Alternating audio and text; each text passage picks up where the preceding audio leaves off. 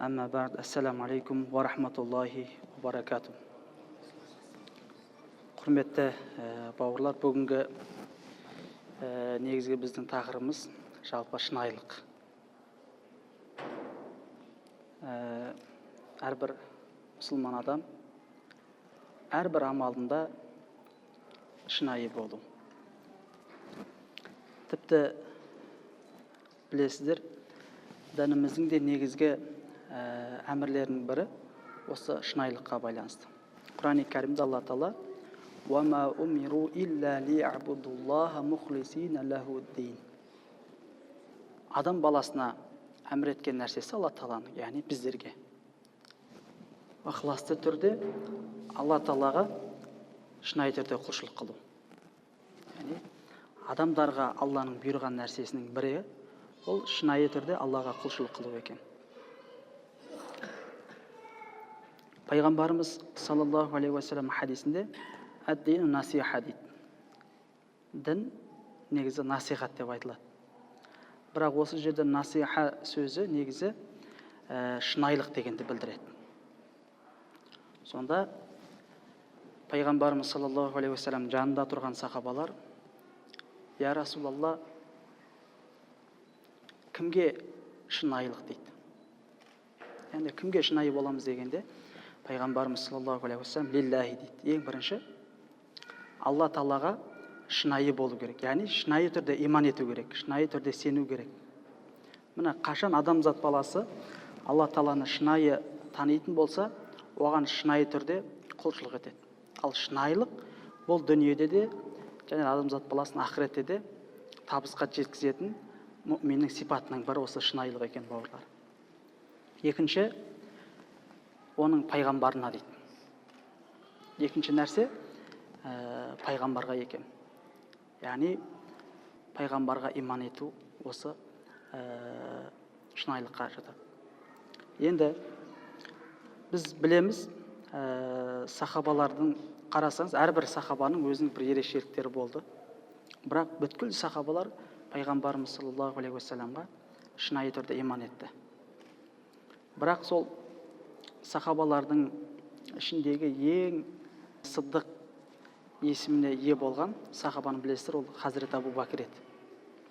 Пайғамбарымыз саллаллаху алейхи ва саллям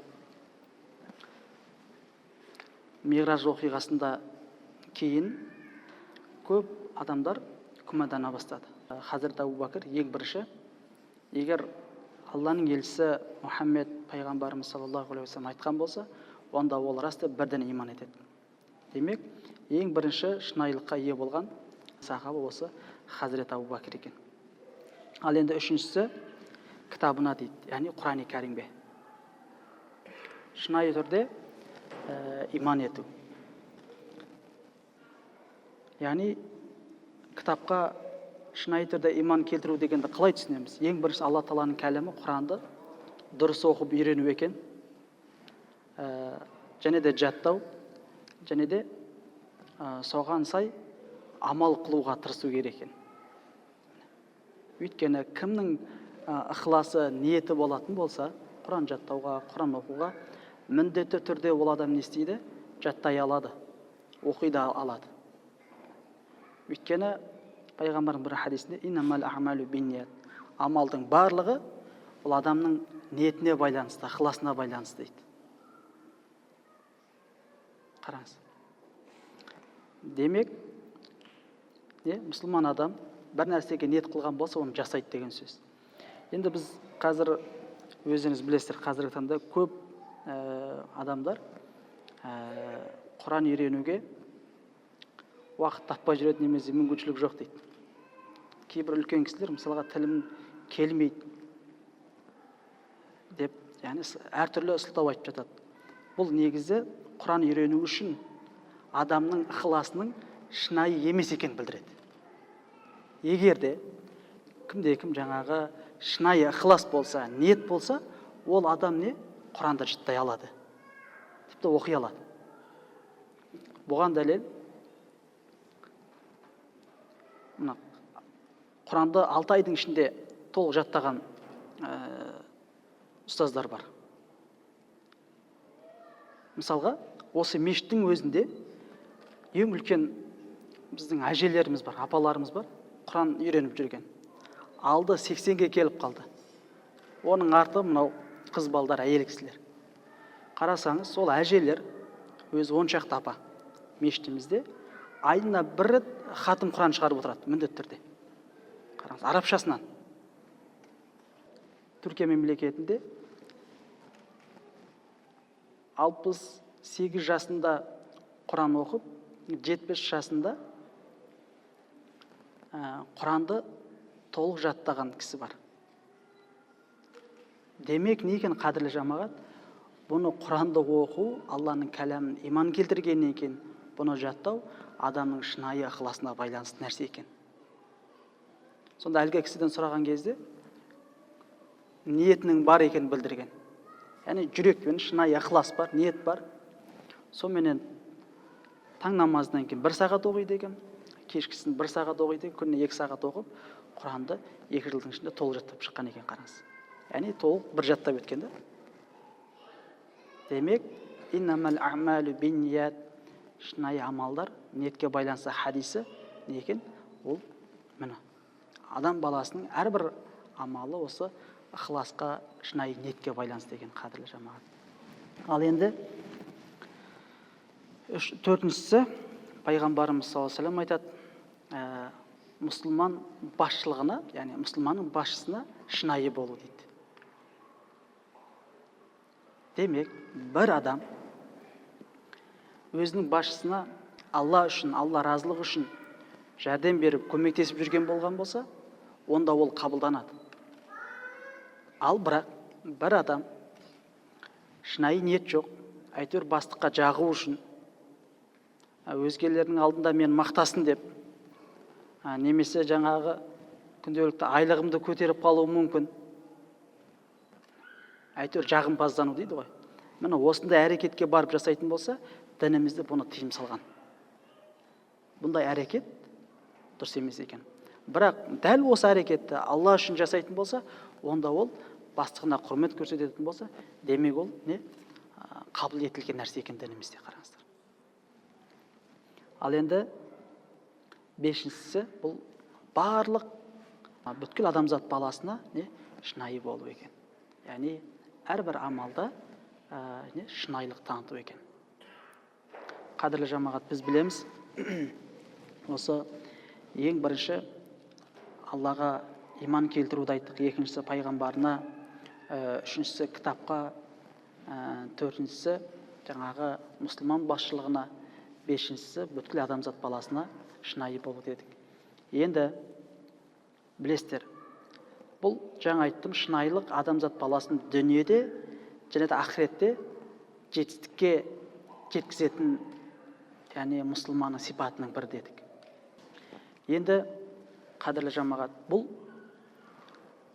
шынайылық жалпы әрбір амалда өте қиын дүние. Өйткені адамзат баласында білесіздер,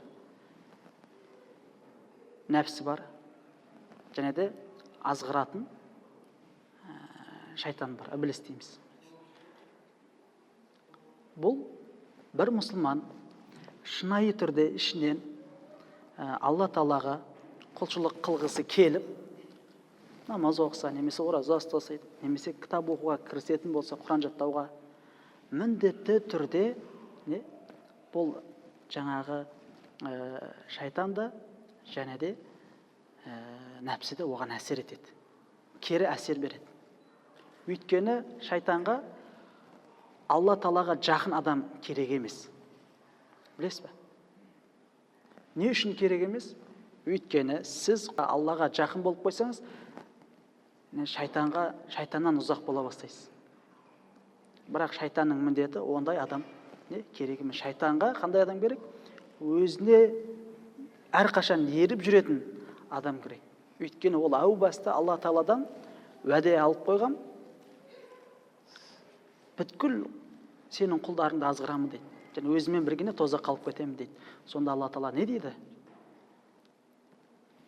Рұқсат береді, бірақ айтады, маған шынайы түрде тақуа болған құлдарымды сен өзімен бірге ертіп кете алмайсың дейді, қараңыз. Демек, Алла Тағалаға құлшылық қылғанда, Алла Тағалаға иман еткенде, шынайы түрде құлшылық қылғандарда, шынайы түрде иман еткен адамдарды Алла Тағала айтып отыр екен, қараңыздар. Бұл әрбір мұсылман үшін өте маңызды нәрсе, жігіттер. Енді қарасаңыздар, пайғамбарлардың, сахабалардың өмірін қарайықшы. Ибраһим алейхиссаламды білесіздер. Алла Тағала Исмаил ұлы менен екеуіне үлкен сынақ береді. Түсінде аян береді Ибраһим алейхиссаламға, өз ұлыңды Исмаилді құрбандыққа шал дейді. Қараңыз. Яғни бұл қазір бізге егер бұл нәрсе бола түсетін болса, біз бұл нәрсені көтере алмаймыз. Мына иман деңгейімізбенен бұндай нәрсеге шыдай алмаймыз. Өйткені біз мына дүниедегі бір кішкентай бір сынақтардан кейде сүрініп жатамыз. Туған бауырымыздан ажырап кетіп жатамыз, рас қой. Әке баладан, бала әкеден ажырап кетіп жатқан уақытта бұндай сынақты Алла бізге беретін болса, біз бұны көтере алмаймыз. Жаман жолға түсіп кетуіміз мүмкін, Құдай сақтасын. Көп адамның жаман жолға түсіп, ішіп, шегіп кететіні негізгі сынақты көтере алмау, иманның әлсіздігінен бұлар. Демек, ода ақыретке деген, тағдырға деген иманның әлсіздігін адам баласы не қылады екен? Жаман жолға түсіп кетеді. Сонда Ибраһим алейхиссаламға түсінде айтады, Исмаилді құрбандыққа шал дейді. Қараңыз. Алладан келді, шынайы түрде иман етті. Ұлын айтады, ұлы да шынайы түрде оны не қылады? Қабылдаған екен. Сөйтіп, бұйрықты бұлжытпай орындауға кіріскен уақытында Алла Тағала көктен көк қошқарды түсіріп, құрбандыққа қошқар салған. Міне демек құрбандық, жаңағы құрбан айт уақытында құрбандық шалу, қой жаңағы құрбандық шалу, бұл Ибраһим алейхиссалам негізгі сүннет. Жаңа айттым, сахабалардың ішіндегі Абу Бәкір радиаллаху ан. Пайғамбарымыз Мираж оқиғасынан кейін келгенде негізі үш нәрсені әрбір мұсылманға сыйлық ретінде алып келді ғой. Яғни мұсылман қауымына үш нәрсені сыйлық қылып алып келді. Ең біріншісіне бұл 5 уақыт намаз. Мираж. Екіншісі, кімде-кім Алла Тағалаға серік қоспайтын болса, онда ол мұсылман адам Аллаға серік қоспайтын болса, оның түбінде оның жәннатқа баратындығын айтады. Осы нәрсемен сүйіншіледі. Үшіншісі Бақара сүресінің соңғы 2 аяты. Амана расулу бима унзила илейхи мин раббихи вал муъминун деп басталатын. Мына осы соңғы 2 аятты түсірді. Демек, пайғамбарымыз саллаллаху алейхи уассалам осы 3 нәрсені мұсылман жұртына сыйлық ретінде алып келген кезде, осы нәрсені оқиғаны айтқан кезде, көп адамдар не қылды? Бірденен сенуі қиын болды. Күмәндана бастады. Кейбір адамдар күмәндана бастады. Бір кезде осы оқиға Абу Бәкір радиаллаху анхуға келіп жеткен кезде, ол айтады, егер дәл осы сөз пайғамбардың аузынан шықты ма дейді, я дейді.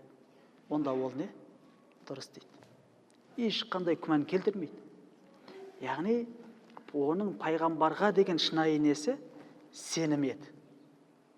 Егер де оның жүрегінде пайғамбарға шынайылық болмаса, ол нәрсені айту өте қиын. Оның жүрегіндегі пайғамбарға деген шынайылығынан қадірлі бауырлар. Және де сахабалардың арасында да дәл осыған ұқсас бір оқиға бар.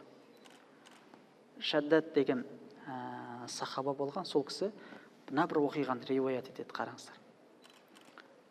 Бір күні келіп, пайғамбарымызға бір кісі исламды қабылдап, мұсылман болады. Сөйтіп, Алла үшін Меккеден Мәдинаға не қылады? Хижрет қылады, көшеді. Мұсылмандармен бірге көшеді. Сонда пайғамбарымыз сол жаңадан исламды қабылдаған кісіні бір сахабаға: сен мына жігітке қарап жүр дейді. Сөйтіп Мәдинаға көшіп келгеннен кейін Алланың әміріменен мұсылмандар соғысқа шығады. Сол уақытта әлгі исламды қабылдаған кісі де не қылады? Соғысқа шығады.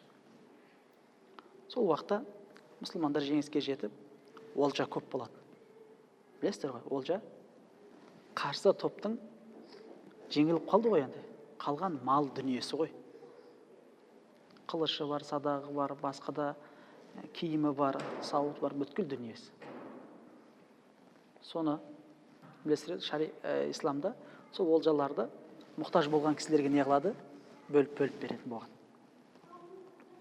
Сонда әлгі исламда қабылдаған кісіге олжа келеді, қарасы үлкен көлемде олжа, дүние. Сонда ол таң қалады. Пайғамбарымызға келеді: я Расулалла дейді, Алланың елшісі, мен дейді, мына дүние мүлік үшін исламды қабылдаған жоқпын дейді. Қаласаңыз мынау дейді, жебені көрсетеді, өзінің кеңгірдегін көрсеткен екен. Мына жерінен қадалсын дейді. Маған бұл дүние керек емес дейді. Тәрк етеді. Сонда пайғамбарымыз саллаллаху алейхи ва саллям ол кісіге не дейді? Ешқандай саспастан, байсалды түрде, егер сен дәл осы айтқаның рас болса,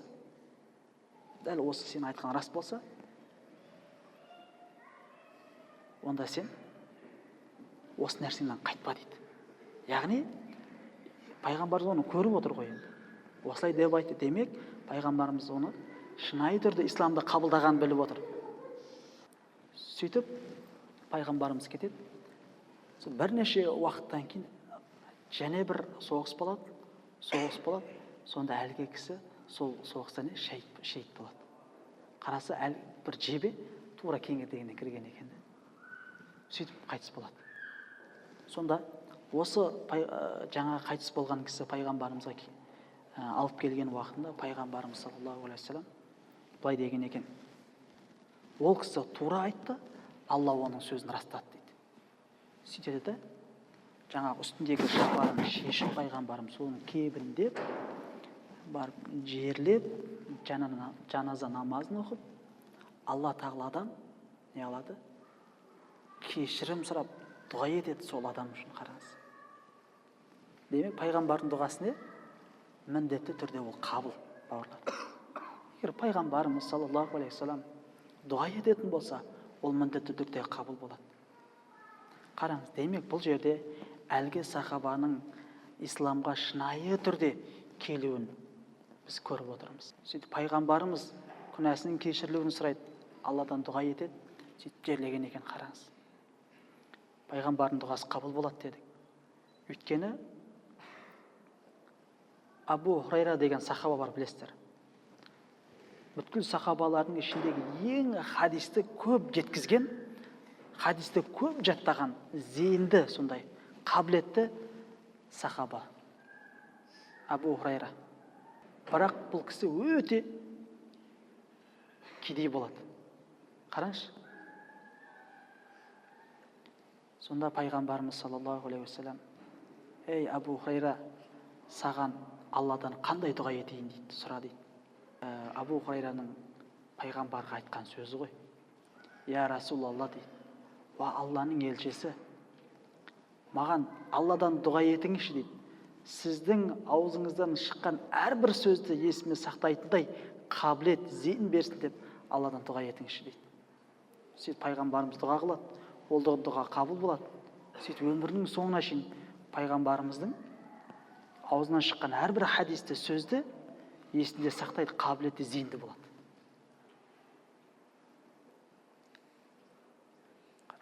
Бұл кісінің анасы мүшрик кісі болған. Бірақ ол үнемі анасы үшін дұға ететін. Бірақ қандай дұға? Қадірлі бауырлар, шынайы жасалған дұға.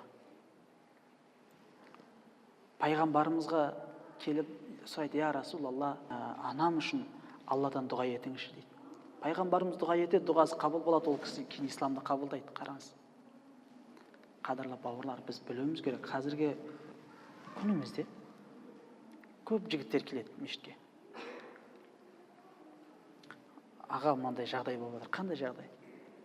Әкем осы көп арақ ішеді, көп береке болмайды. Соны көп анаған да апардық, мынаған да апардық, емдеткен, енді емдетпеген жеріміз қалмады. Бүткіл нәрсе барлық жерге апардық. Әлі қоймай жатыр. Біз айтамыз, біз дұға етейік, Алладан дұға етейік. Өйткені мұсылманның қаруы не? Ол шынайы жасалған әрбір дұғасы. Біз иншалла Алла Тағала дұға ететін болсақ, бауырлар, онда біз дұғамыз міндетті түрде не? Қабыл болады деп сенеміз. Өйткені дұға жасалған уақытта да ол адам қабыл бола ма, немесе болмайтын шығар деп күмәнданбау керек. Не? Ол дұға, тілек қабыл болады деп сұрау керек Алладан. Дуа деген сөздің мағынасы жалпы араб тілінде не? Да'a, яғни шақыру. Алладан сен нені шақырасың? Алладан тілейсің, не тілейсің? Тек қана жақсы тілек. Тілейсің, жақсы нәрсе сұрайсың.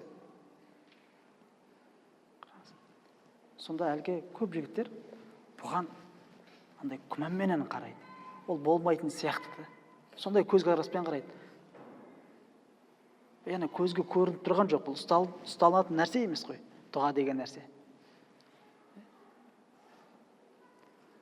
Демек, қадірлі бауырлар, біз білуіміз керек, дұға ол мүминнің қаруы, мұсылманның қаруы. Сондықтан әрбір мұсылман адам не? Шынайы бір-біріне ықыласпенен дұға ете білу керек екен. Қазақта бір сөз бар, айтады ғой бізде. Енді ниеті түзу дейді. Намаз оқып отыр ма, үйрендіңіз ба, жаңа кириллицамен болса да тіліңізді келтірдіңіз ба, Фатиха, Ықылас сүресіне десеңіз, әйтеуір келіп отыр ғой. Сонда үшінші бір адам айтады, ең бастысы ықыласы, ниеті дұрыс қой дейді. Бұл сөздің негізде жаны бар. Шынайылық қой деп тұр ғой енді. Қараңыз. Шынайы немен келіп тұр ғой. Көрдіңіз ба? Демек, мұсылман адам әрбір амалда не? Бауырлар, шынайы бола білу керек екен. Өйткені шынайылық бұл дүниеде адамзат баласына береке алып келетін нәрсенің бірі осы шынайылық. Пайғамбарымызға бір мұсылман кісі келеді. Я Расул-алла дейді, Алланың елшісі, маған ислам дінін енді сенен басқа ешкімнен сұрамайтындай етіп түсіндіріп беріңші дейді, дінді, исламды. Пайғамбарымыз саллаллаху алейхи вассалам бірінші Аллаға шынайы түрде иман еттім деп айтты. Екінші, әрбір дүниеде жасалған амалың тура және де шынайы болсын дейді. Дін түсіну үшін осы әрбір амалда шынайылық болу өте маңызды екен. Қазіргі таңда біздің қоғамдағы арамыздағы көп дұрыс түсініспеушіліктің көпшілігі не? Осы шынайы амал жасамағандықтан, шынайы болмағандықтан, бауырлар. Сондықтан мұсылман адам әрбір амалда не? Дұрыс және шынайы болу керек екен, иншалла. Құран-ы Кәрімде аятта сондай мүминдер үшін, яғни Алладан шынайы түрде қорыққандар үшін астарынан өзендер ағатын жәннат бар дейді. Қараңыз. Ал қияметтің күнінде бір-бірін іздейтін кімдер екен? Сонда Құран-ы Кәрімде келеді, ата-ана өзінің баласын тастап қашады. Әке баладан, ана әкеден қашатын уақытта бір-бірін іздейтін кімдер екен? Мына дүниеде Алла үшін дос болған, Алла үшін бауыр болған мұсылмандар екен, қараңыз. Сондықтан иншалла қадірлі бауырлар, Алла Тағала сіз бен біздің бауырмалдығымызды әрқашан арттырсын. Жүзімізді Алла жарық қылсын. Әрбір оқыған намазымыз, жасаған дұғамыз, тілегіміз, әрбір амалдарымыз бәрі шынайы болуды Алла Тағала нәсіп қылсын. Әмин. Алхамдулиллахи раббил аламин. Аса қамқор, ерекше мейірімді рахымды Алла Тағала біздің дүние тіршілігінде пенделікке салынып біліп білмей істеген қателеріміз, күнәларымыз болса, бір Алла өзін кешіре көр. Оқыған намаздарымызды, дұғаларымызды, жасаған құлшылық ғибадаттарымыздың баршасын Алла өзін қабыл ете көр. Жүздерімізді екі дүниеде жарық қыл, екі дүниеде абырой бере көр. Алла Тағала қияметтің күнінде жүздері нұрға толған мүмин мұсылмандардан болуымызды нәсіп ет.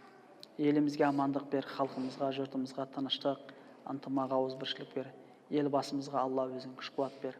Жаратқан ием, әрбір амалымызда шынайы болатын, әрбір амалымызда сені зікір еткенде, саған шүкір еткенде шынайы болуымызды Алла нәсіп ет. Раббана атина фид дуния хасана, ва фил ахирати хасана, ва қина азабан нар, бирахматика я архамар рахимин. Аллаху акбар.